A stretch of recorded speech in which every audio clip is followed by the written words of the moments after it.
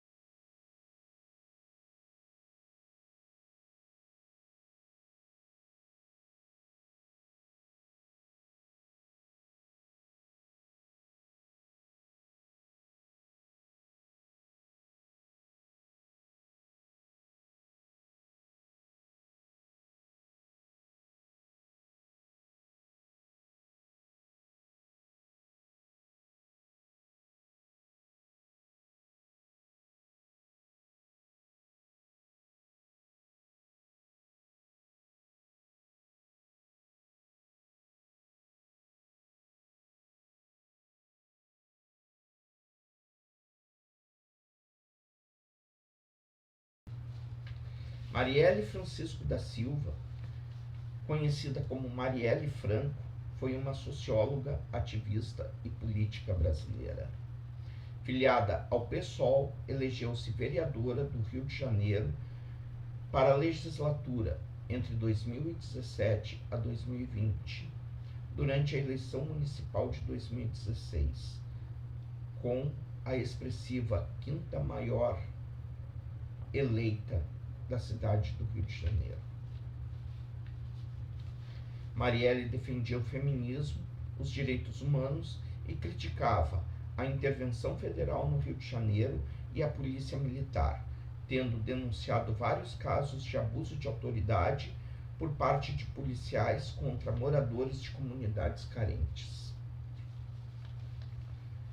No dia 14 de março de 2018, ela foi assassinada a tiros junto de seu motorista, Anderson Pedro Matias Gomes, no bairro Estácio de Sá, região central do Rio de Janeiro. Na juventude, Marielle Franco era filha de Marinete Francisco e Antônio da Silva Neto, com criação católica. Ela nasceu e cresceu na favela do Complexo da Maré, no subúrbio carioca, e se apresentava com orgulho como cria da Maré. Em 1990, aos 11 anos de idade, começou a trabalhar junto dos pais, como camelô, para juntar dinheiro e conseguir assim pagar os seus estudos. Aos 18 anos, a função de vendedora ambulante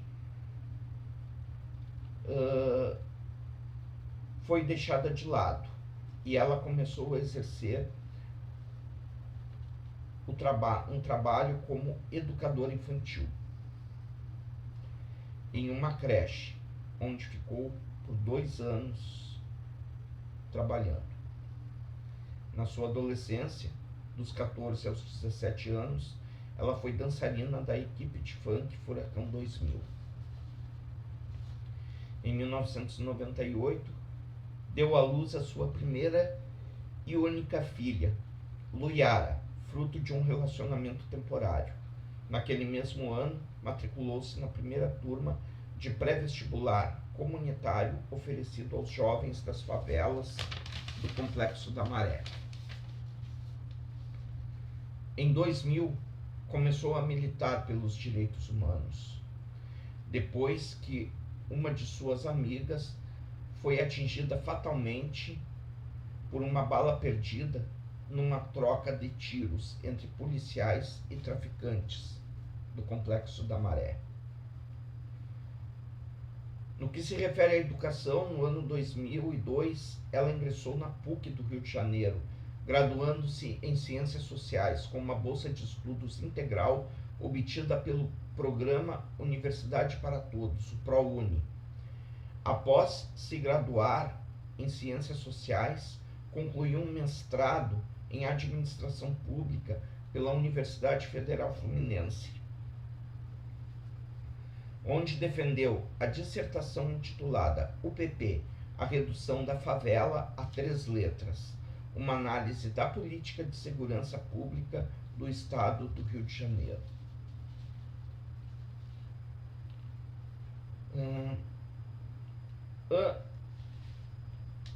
4 anos depois, Marielle Franco ingressou na carreira política. Primeiro como assessora parlamentar. Na eleição estadual carioca de 2006, Marielle integrou a equipe de campanha que elegeu Marcelo Freixo à Assembleia Legislativa do Estado do Rio de Janeiro, a ALERJ. Com a posse de Freixo, ela foi nomeada assessora parlamentar do deputado, trabalhando com ele por 10 anos. Marielle assumiu a coordenação da Comissão de Defesa dos Direitos Humanos e Cidadania da ALERJ, onde prestou auxílio jurídico e psicológico a familiares de vítimas de homicídio ou policiais vitimados. Um dos casos que ela ajudou a solucionar foi o de um policial civil assassinado por um colega. Depois disso, em 2016, Marielle Franco deixou de ser assessora parlamentar e se tornou a 5ª vereadora mais votada do Rio de Janeiro.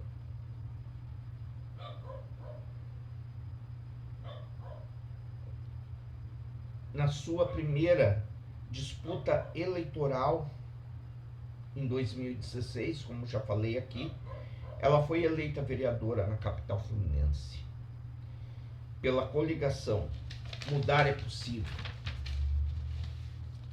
formada pelo PSOL e pelo Partido Comunista Brasileiro, o PCB.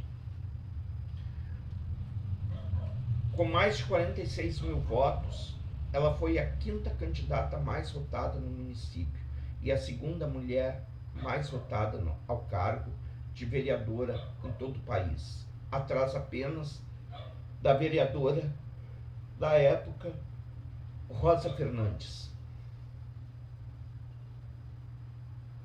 Na Câmara Municipal, presidiu a Comissão de Defesa da Mulher e integrou uma comissão composta por 4 pessoas, cujo objetivo era monitorar a intervenção federal no Rio de Janeiro, sendo escolhida como sua primeira relatora em 28 de fevereiro de 2018.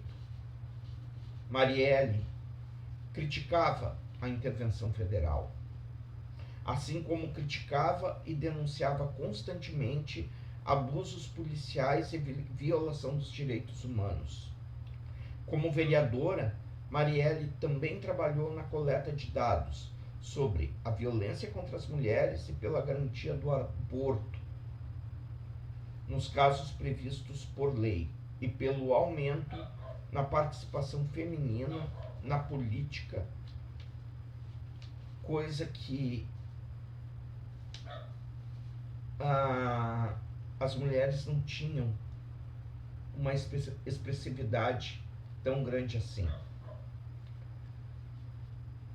Em pouco mais de um ano, Marielle redigiu e firmou 16 projetos de lei, 2 dos quais foram aprovados, um que regulou o serviço de mototáxi e a lei das casas de parto, visando a construção desses espaços cujo objetivo era fornecer a realização de partos normais. Suas proposições legislativas buscavam garantir apoio aos direitos das mulheres, à população LGBT, aos negros e aos moradores de favelas. Em agosto de 2017, os vereadores cariocas rejeitaram, por 19-17, sua proposta para incluir o Dia da Visibilidade Lésbica no calendário municipal. E agora nós vamos falar sobre o assassinato da Marielle. No dia em que Marielle morreu, ela chegou à Casa das Pretas, na Rua dos Inválidos, na Lapa, para mediar um debate promovido pelo PSOL com jovens negras por volta das 19 horas, segundo imagens obtidas pela polícia. Um Cobalt com placa de Nova Iguaçu, município da Baixada Fluminense, estava parado próximo ao local. Por volta das 21 horas, Marielle deixou a Casa das Pretas com uma assessora e um motorista, sendo logo seguida por um carro do mesmo modelo que estava parado próximo ao local. Por volta das 21 horas e 30 minutos, na Rua Joaquim Palhares, no Estácio, região central do Rio de Janeiro, o carro que seguia o de Marielle emparelha com o dela.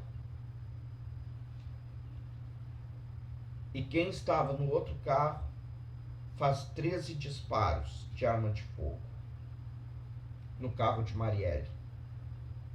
9 acertaram a lataria do carro e 4 acertaram o vidro.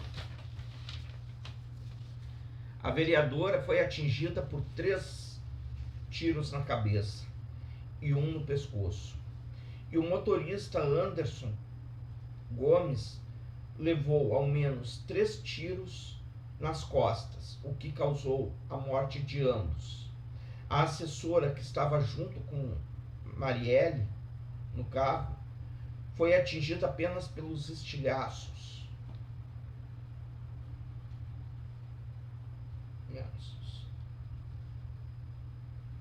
E ela foi levada a um hospital e liberada.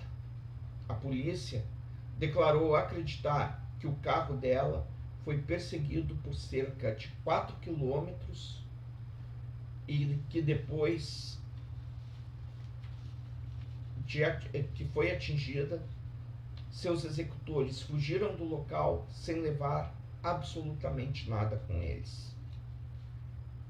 Após ser velado na Câmara Municipal Carioca, com a presença de milhares de pessoas, o corpo de Marielle foi enterrado no dia 15 de março, no cemitério São Francisco Xavier, no Rio de Janeiro. Falando um pouco sobre a repercussão do caso, o assassinato de Marielle motivou reações nacionais e internacionais, como a organização de diversos protestos em todo o território brasileiro e oposição de parte dos eurodeputados à negociação econômica entre a União Europeia e o Mercosul. O então presidente da República na época, Michel Temer, afirmou que o crime era inaceitável e que não ficaria impune, enquanto a Câmara dos Deputados realizou sessão solene em sua homenagem, bem como todos os ministros do STF proferiram discursos de pesar. De outro lado, figuras públicas ligadas à direita e à extrema-direita brasileira, como os jornalistas Reinaldo Azevedo e Augusto Nunes, acusaram a esquerda de explorar politicamente o assassinato de Marielle. Em Salvador, durante o Fórum Social Mundial, Dilma Rousseff chegou a afirmar que o assassinato fez parte de um dos atos deste golpe que desencadearam no Brasil. Em acréscimo, pessoas e grupos representativos de direita, como o Movimento Brasil Livre e o deputado Alberto Fraga, do Democratas, publicaram mensagens caluniosas nas redes sociais, afirmando que Marielle tinha uma suposta ligação com traficantes.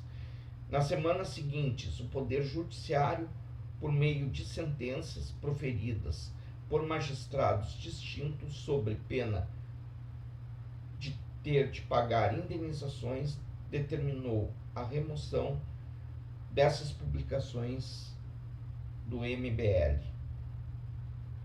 contendo conteúdo calunioso ou falso sobre Marielle, no Facebook ou no YouTube. Ou seja, seguidores, estavam querendo disseminar fake news em cima da morte da Marielle.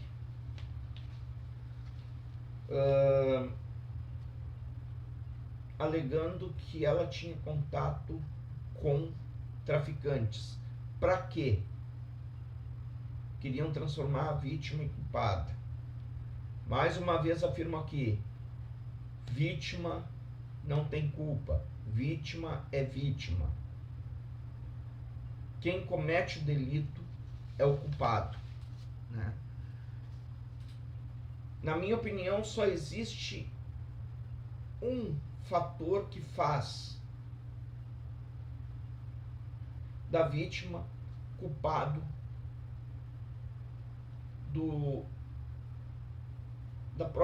da consequência que acontece com ele próprio, tá? É quando ele é morto em legítima defesa de alguém. Alguém se vê numa situação de risco, que se não matar vai morrer, né? Nesse caso, eu acredito que a vítima seja culpada da própria morte. E só. Isso acredito que dificilmente acontece, né, pessoal? Então, vamos considerar, como sempre consideramos, Marielle Franco, primeiro, uma heroína. Porque ela foi uma heroína. De onde ela vem, se tornar vereadora e lutar pelo povo, ela foi uma grande heroína. Acho que se Joana d'Arc estivesse viva, sentiria muito orgulho dela, da Marielle, certo? E segundo, infelizmente como vítima, né?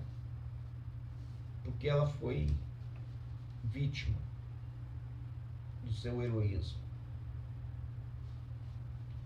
Vamos em frente, vamos falar um pouco sobre a investigação agora. A principal linha de investigação das autoridades competentes é que seu assassinato se tratou de uma execução, embora não se descartem outros potenciais motivos. No entanto, segundo investigações a respeito da direção dos tiros e sobre o fato de haver um outro carro dando possível cobertura aos atiradores, a hipótese de um crime premeditado se fortalece. De acordo com a Human Rights Watch, o assassinato dela relacionou-se à impunidade existente no Rio de Janeiro e ao sistema de segurança falido no estado. Em agosto de 2018, a polícia passou a investigar o possível envolvimento da milícia chamada Escritório do Crime, no caso. Em 12 de março de 2019, a Polícia Civil prendeu um ex-policial militar e um policial militar reformado, acusados de terem assassinado a vereadora e seu motorista. De acordo com a polícia, o policial reformado era Rony Lessa, que atirou contra a vereadora, e o ex-militar Elcio Vieira de Queiroz, que dirigia o carro que perseguia Marielle. Em 28 de julho de 2021, o miliciano Almir Rogério Gomes da Silva foi preso, acusado de ser um mandante do assassinato de Marielle. De acordo com o depoimento de Júlia Lotufo, viúva de Adriano da Nóbrega. E esse Adriano da Nóbrega também morreu assassinado algum tempo depois, né? Se alguém já ouviu falar em queima de arquivo, sabe exatamente a que eu estou referindo. Mas vamos falar agora um pouco sobre o legado da Marielle, né? Em março de 2018, ela recebeu postumamente da Assembleia Legislativa do Estado do Rio de Janeiro a medalha Tiradentes por seu trabalho em ações de justiça social, promoção da cidadania, valorização da mulher e da comunidade negra, combate à pobreza e à violência nas favelas, promoção da saúde da mulher e da população LGBT e fim dos crimes por motivações raciais e sexuais. Em julho de 2018, a Alerj também aprovou a Lei 8.054 de 2018, que consolidou 14 de março ao calendário oficial do Estado do Rio de Janeiro como Dia de Marielle Franco, Dia de luta contra o genocídio da mulher negra. Em novembro de 2018, a Anistia Internacional incluiu o nome de Marielle em sua campanha para aqueles que escreveram pelos direitos humanos e perderam suas vidas, enquanto que, em dezembro do mesmo ano, um tributo online listou Franco entre os mais de 400 principais defensores dos direitos das mulheres pela Associação para os Direitos da Mulher no Desenvolvimento. Uma oficina de arte digital foi realizada em Nairobi, Quênia, intitulada Retratos de Marielle. Em março de 2019, Marielle foi postumamente agraciada pelo Congresso Nacional do Brasil com um diploma Berta Lutz, concedidos a mulheres que tenham oferecido relevante contribuição na defesa dos direitos da mulher e questões do gênero no Brasil. No mesmo mês, o auditório segundo do Instituto de Filosofia de Ciências Humanas da Universidade Estadual de Campinas recebeu o nome de Marielle Franco. Marielle também foi homenageada pelas escolas de samba Vai Vai e Estação Primeira de Mangueira durante os desfiles de carnaval de São Paulo e do Rio de Janeiro de 2019, respectivamente. Em setembro de 2019, a cidade de Paris, na França, inaugurou um jardim suspenso de 2,6 mil metros quadrados e mais de 70 árvores em homenagem a Marielle Franco no 10º distrito da cidade. Uma série de documentos intitulada Marielle, o documentário, foi lançada pela Globoplay em 13 de março de 2020. Em 14 de março de 2021, foi inaugurada a placa em homenagem a Marielle Franco na Praça Floriano, a Cinelândia, no centro da cidade do Rio de Janeiro. No dia 27 de julho de 2022, foi inaugurada a estátua de Marielle Franco no Buraco do Lume, praça do centro da cidade do Rio de Janeiro, considerado ponto tradicional de manifestação política dos partidos de esquerda.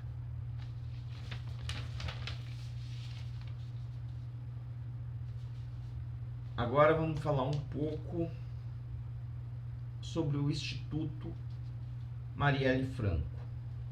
Foi criado por sua família com o intuito de buscar justiça sobre o caso, além de defender a memória da vereadora e articular formação política para mulheres, população negra e favelada. Aniele Franco, irmã de Marielle, é diretora do Instituto. Na vida pessoal, Marielle Franco se identificava como bissexual. Em 2017, mudou-se para o bairro Carioca da Tijuca, com sua companheira Mônica Tereza Benício e sua filha Luiara Santos. A história de hoje foi essa, seguidores. Agora vamos voltar a navegar pelos continentes do mundo até a nossa próxima parada, ou próximo vídeo, como preferirem.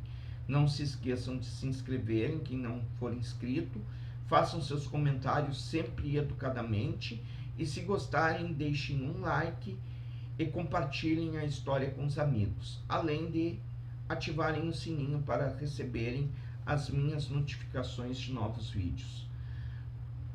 Não se esqueçam também de me procurarem lá no Instagram, @navegantecriminal, tudo junto, minúsculo e sem acento. Tá ok, pessoal? Então, até o próximo vídeo. Um abraço.